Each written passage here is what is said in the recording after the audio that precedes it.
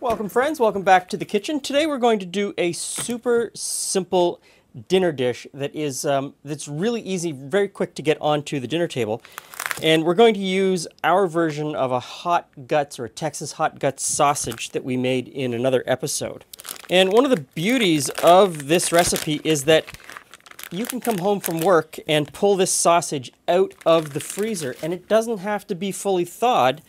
And you can start making this dish. So I'm just going to cut these into probably like 1.5 to 2 inch long lengths. Actually, I should get this pan on hot and put a little bit of oil in here, get it heated up while I continue to cut these.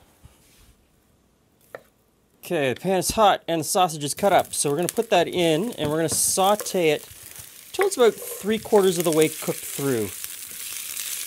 Get it nice and brown on the outside. Okay, while the sausages continue to brown, let's talk about what's left here. So I've got some peppers, some sweet yellow and red peppers, some hot banana peppers that I just pulled out of the garden, and a couple of poblano peppers that I also just pulled out of the garden. And I've got a couple of onions here that I've quartered and then peeled open so that they're these nice big chunks. Depending on your sausage, you could add some hot pepper flakes. And there's a tomato component, and these are our home canned tomatoes from last summer, but any canned tomato will do. Okay, sausages are looking fantastic. So in go the peppers and the onions. And we just want to saute them around to get them coated in the oil and get some flavor from the sausage.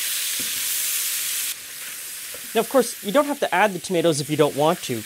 What's going on here right now is just a fantastic sausage and pepper and onion stir fry that all on its own without the addition of the tomato would be fantastic. And the rest of these things, the red pepper flakes, salt, and black pepper, again, also optional depending on how flavorful your sausage is. You may not need to add them, may not need to add them at all. So I'm on the fence. I might not add the tomato tonight. I may just go with this beautiful stir fry and serve it over some red rice with some black beans on the side. I think that's what I'm going to do. Is it time now, Glenn? It's now time for the sausage and peppers. So if you watched our red rice recipe earlier this week, you will have seen me making this sausage and peppers. I'll have a little bit of that too. Okay. You better throw some black beans on there too, Jules. All right, black beans. Okay, and you can have some of these, some of our pickled red onions with that too. That would go well with it. Now, a lot of the flavor in the sausage and onions comes from the sausage. So it depends, your experience is going to change depending on the sausage. Tastes good to me. And then, of course, I will mix all the flavors. We're serving it with black beans, the red rice.